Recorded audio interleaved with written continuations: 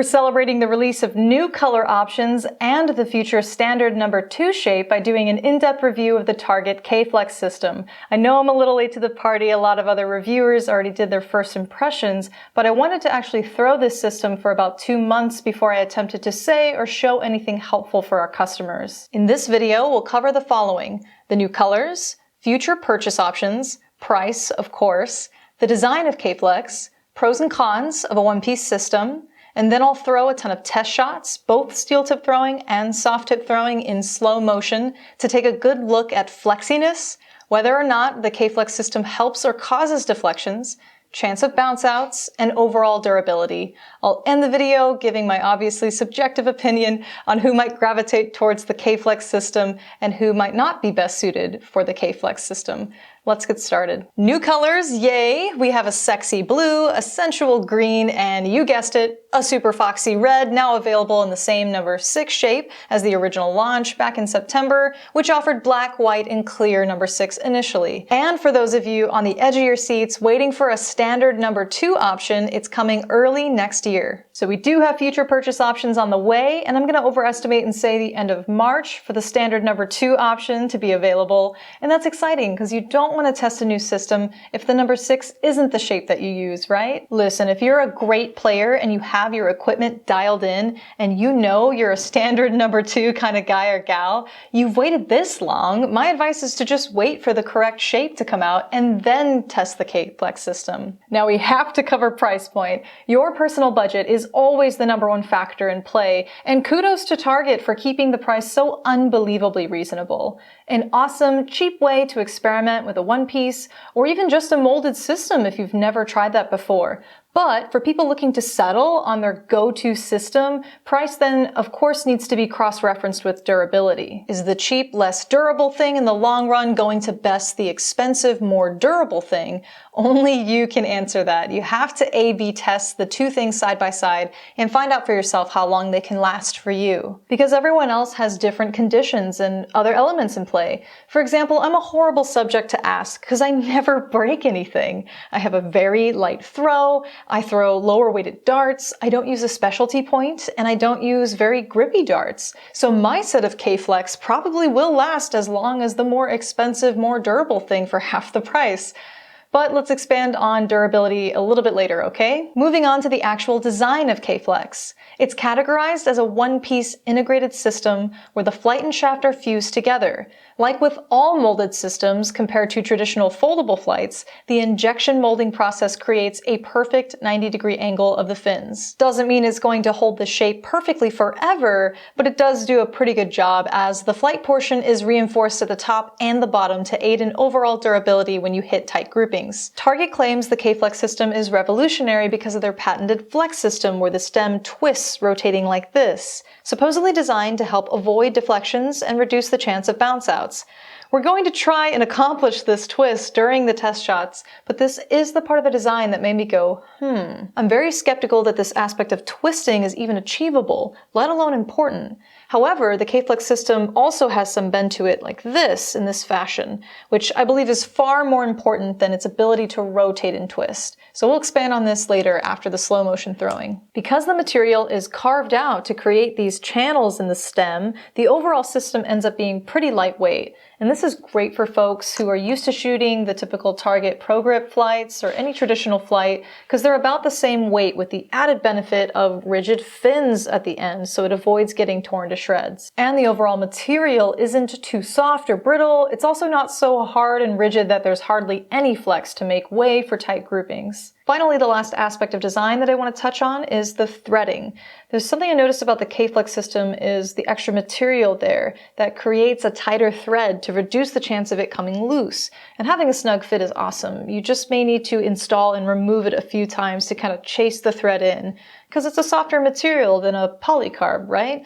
And this is actually really common with soft tip points. They're made almost imperfect, where the threads are off a little bit so they stay really tight. Sometimes you need tools to get it on there really tight. And once you take the thing on and off a couple times, it screws in just as easy. It's just that initial tightening up that you sometimes have to go through. Let's get into 3 pros and 3 cons of the one-piece system. Like with many things in life, there's a trade-off, right? It's understandable and sometimes very subjective. Okay, the pros include, number one, you greatly reduce the chance of Robin Hooding, and you completely eliminate the possibility of the flights popping off the shaft when impacting the board, so the system is 100% secure once threaded into the barrel. Me personally, I have a high tolerance for having to pick up darts off the floor after a bounce out, or even pick up flights that popped off. Doesn't really annoy me, but if you have a low threshold for little distractions like that, a one-piece absolutely solves that for you. Pro number two, it's super user-friendly. You literally only have the one piece to screw on and then you're done. Not all two-piece systems are that complicated, but some do have quite a lot of parts and things that can come untightened, easily dropped or lost, etc. Pro number three, they are far more durable than traditional cheap foldable flights and poly shafts, so if the environment that you practice or compete in has very hard floors like tile, wood, concrete, etc. If you use traditional cheap stuff, you're going to be breaking loads of stems due to bounce outs. Molded flight and shaft systems have more flex to them and can handle more of a beating. Moving on to the cons now. Con number one, you have to have a specialty case with a one-piece system. You can't use soft wallets with them because you can't break it down. So to protect the fins in that 90-degree shape, you need a case that can do that. For your specialty case, the Target Tacoma wallet's perfect. Just keep in mind the outer darts have to be inserted the same direction, and the middle third dart has to be inserted the opposite direction for it all to fit. The benefit of cheap foldable flights is you can fold them and tuck them away in just about anything and keep them safe. Furthermore, two-piece systems can also break down for easier storage and have more case options. Con number two, lack of variety. You're never going to see as much variety in shapes and colors because they're a bigger investment. They come in larger packaging. They can last so much longer. So the manufacturers really only stick to typical options like black, white, and clear, and it takes a while to get into printed designs for injection mold products versus the thousands of foldable flight picturesque designs that you see out there. Con number three. This may be a positive thing though. If you grip so far into the rear that you're gripping into the stem, the shaft, you're going to feel those channels scooped out, which might be too jarring compared to what you're used to feeling. So I guess give it a shot, because I'm not able to predict whether that's going to bother you or not. Maybe you love it, I don't know. Let's do some various test shots now to see what actually happens when we hopefully shoot very tight groupings. I'm gonna do some throwing as the light thrower, shooting with light barrels. I'll be using the new Target Bolide Void range. And a quick note, after reviewing the Canon cam footage we took at 60 frames per second, it ended up being too blurry after reducing the playback speed with optical flow, so we reshot with an iPhone capturing in slow motion, which worked out a little better thankfully. Steel tip scenario number one, rotating out of the way.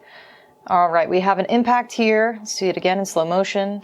And I'll pause at this frame here. Now I really want you to pay particular attention to the target emblem that's on the barrel and the location of the fins. All right, back to the video. So we're gonna go frame by frame now. The point of the dart coming in is going to catch right above the fin of the marker dart. And as it travels, it's literally rotating that other dart out of the way. So look at where the target emblem now has settled on that marker dart. It's rotated clockwise and kind of facing upward towards the ceiling. While there certainly can be some flexing or twisting initially just at the stem or flight, mostly it's just rotating and spinning out of the way. Here's a clearer image here that we took with the Canon cam, where initially that target emblem wasn't really shown. It's kind of at the very bottom right corner there. And then as the dart impacts, it spins and rotates the dart again clockwise to reveal itself. Steel tip scenario number two, bending out of the way. Either the actual marker dart itself physically moves up, down, left, and right, being forced out of the way from the incoming dart. We talked about that little bit of bend, flex, up and down, which comes in handy here. So let's start that over from frame one. The incoming dart is stacking above the marker dart, pushing it physically down to get out of the way, kind of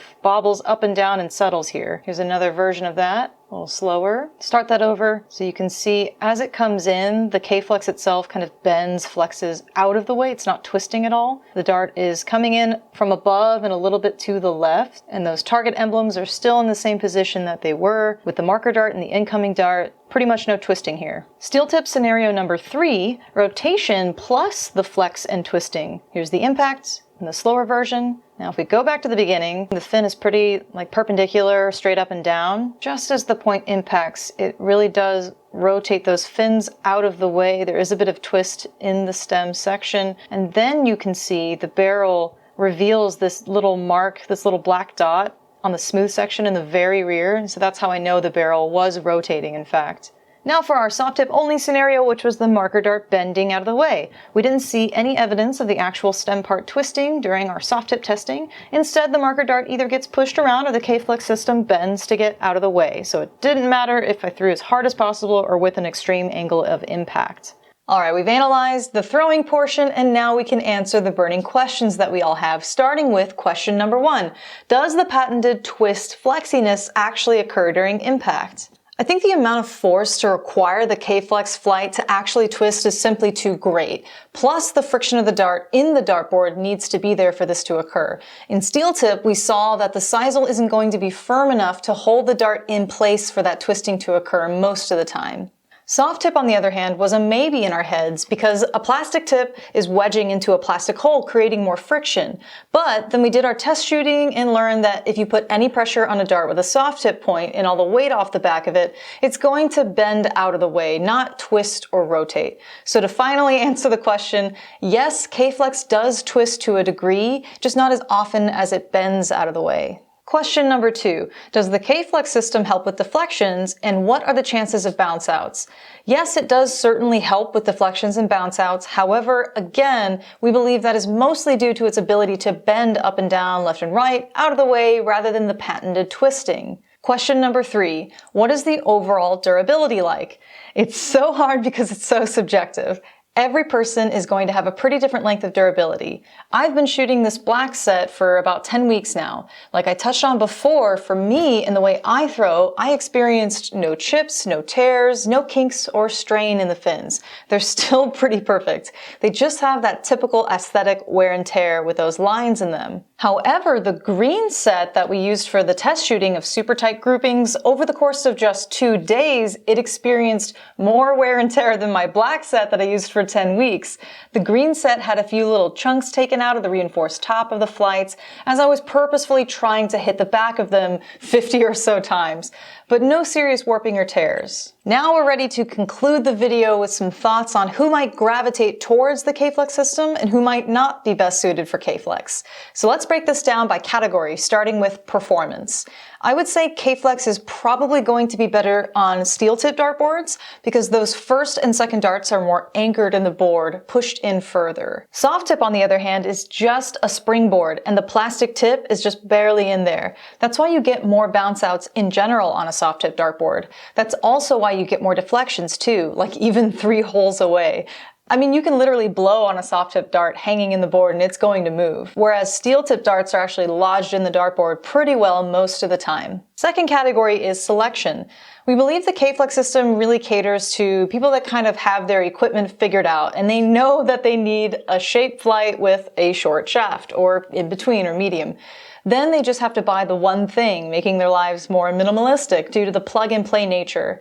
You never have to deal with all those pieces anymore. But for new players or experienced players that are trying to experiment with their throw and setup, you're obviously investing more money for less combinations. So if you're still fine-tuning your throw, I'd recommend first buying cheap foldable flights in the shape number 6 and standard number 2 with different lengths of pro grip shafts, or whatever honestly, to figure out what you like before investing into KFlex. Last category is price and durability. You simply can't just trust my opinion. As I mentioned earlier, I have a lighter throw, I don't use a specialty point, I don't shoot very aggressive darts, and I hardly ever get bounce outs in steel tip, only rarely on the soft tip side. So the cheaper, less durable thing kind of works for me.